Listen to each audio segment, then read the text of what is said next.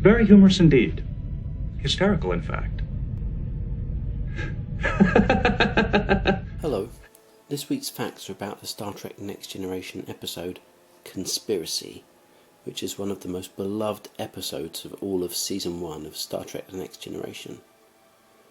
So the synopsis of the episode quickly.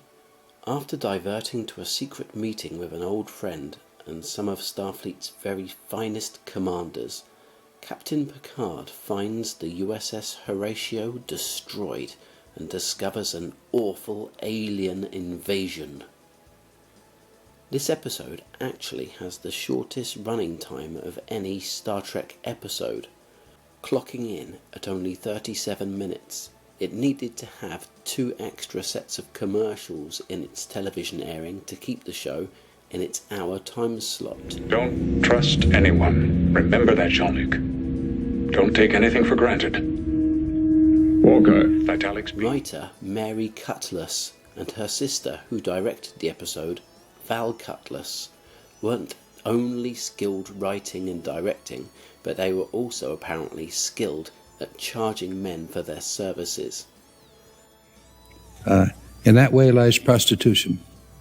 And you cannot be a good producer, writer, or anything if you. After this episode, Gene Roddenberry forbid them from ever working on Star Trek again, even if they cleaned up their act.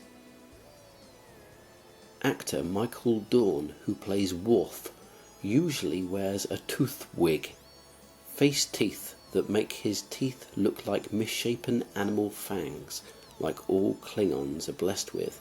But during the opening scene on the bridge in this episode, you can see that he's forgotten to put them in.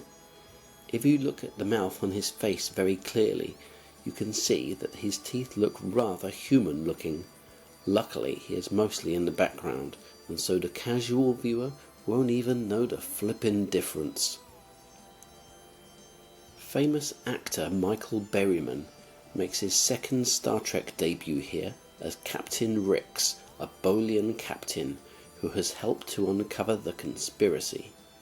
Rick Berman didn't want Michael Berryman to be in the show, as he thought that he was too attractive for TV, and that the characters in Star Trek Next Generation were supposed to represent the everyman. As a personal favour to Luke Berryman, though, he was hired and put in Bolian makeup to disguise his all-too-attractive face. His first Star Trek debut was in Star Trek IV The Voyage Home, where he possibly played somebody called Sebastian or Heath Mill. Gene Roddenberry was absent from the later production of this episode, as he was pitching a new show to rival network Warner Brothers for a science fiction show called Papillon 6, about a space station where people from across the galaxy would come through as they search for the best hope for peace. Warner Brothers, of course, gave him a staunch no and told him that Star Trek was a fluke and that none others of his ideas were any good at all. Now try telling that to someone who thinks that Gene's ideas are amazing. They won't agree with that at all. To what purpose? How are people being changed? My first officer hasn't been the same since we stopped off at Earth. We know we don't have all the answers. As everybody knows, a new episode of Star Trek started filming each Monday at 8 o'clock sharp. The actors and pre-production staff would arrive at 6 a.m. and report to wardrobe and makeup to start preparing for the day's acting. The week that Conspiracy started filming, everybody was shocked to see that the recently departed actress Denise Crosby was waiting in the line too. Everybody reportedly said good morning to her and smiled, but they wondered why she was there. It was at this very moment that Denise Crosby remembered that she had actually left the show. Unfortunately, she had forgotten that she no longer worked there and accidentally went to work, as if she was still employed as a Star Trek character. How embarrassing for her. Now we all remember that this episode is titled Conspiracy, but looking deep into the history of original scripts has uncovered the original title of the episode and the suggested names that Rick Berman had suggested. The original script name was space madness. After Rick Berman said he didn't like that, he suggested the Harbingers. Who is really in control? Cream suggestion? Bean Moon?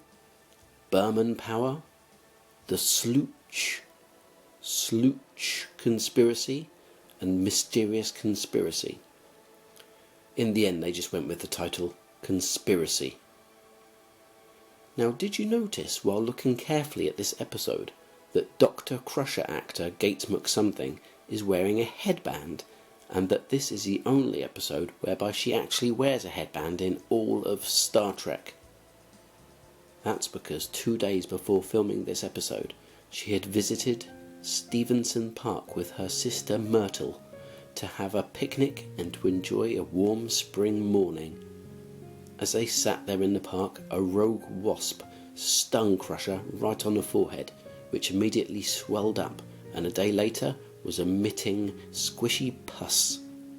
The only way to make her presentable was to cover up the pulsating wound with a fashionable and futuristic looking headband that went right across her head. During the fight scene where elderly Admiral, who had been taken over by an alien entity, fights with Riker, you might think that there was a stuntman playing the part of the Admiral for the zoomed out action shots. This couldn't be further from the crucid truth. Action star and fighting expert Dolph Lundgren had been brought in to teach the actors how to portray fighting on the screen accurately and how to look genuinely tough. Thanks to He-Man actor Dolph Lundgren, the 71-year-old Admiral actor who had never been in an action scene before was running, throwing and punching like a 25-year-old fight master from the planet Face Smash. The popular character Remick makes his second appearance in Star Trek Next Generation Series 1 here. During this episode though, the skin around his eyes is red and sore looking. That's because in order to make the protruding alien part look realistic on his neck, the makeup team used Procyllian, a new type of dermal blender which is needed to be applied to all of his face and neck. But the problem here is that it contains over 40% lemon, which was rubbed accidentally directly into his eyes. The actor would complain that for more than 2 weeks after filming, he couldn't stop involuntarily wincing and crying and going red, like a bad red thing.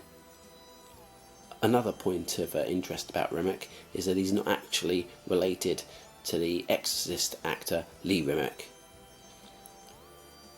Well known as being the goriest episode of all of Star Trek, Conspiracy is a testament to realising that there's still a big budget left, but only 2 episodes left to use it in at the end of the series.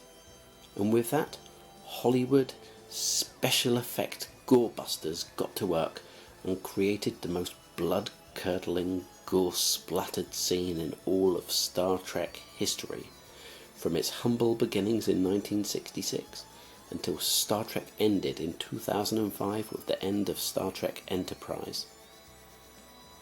Thanks for listening to my very interesting facts about Star Trek The Next Generation. It's the episode Conspiracy. Next week will unfortunately mark the very last episode of Series 1 of Star Trek Next Generation, and after that I'm looking at doing a special which will be facts all about Star Trek The Motion Picture before carrying on with Star Trek The Next Generation Season 2. Thanks very much for watching my very interesting video with very interesting facts that I bet you knew none of. Please subscribe if you haven't, otherwise don't, and don't forget to come back next time, bookmark my page, blow me a kiss, and I'll see you next time when the wind blows. Bye!